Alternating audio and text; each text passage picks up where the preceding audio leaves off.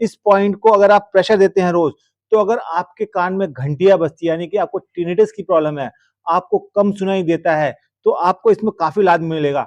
आपके कान में दर्द होता है, तब भी आप इस बिंदु का प्रयोग कर सकते हैं। तो दोस्तों, इस बिंदु का प्रयोग करके आप कान की समस्या से मुक्ति पा सकते हैं।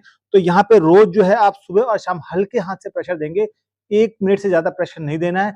सुबह और शाम 2 टाइम आपने प्रेशर देना है, और आप देखेंगे कि आपको कुछ ही दिनों में लाभ दिखाई देगा। इस पॉइंट को कहते हैं GB2।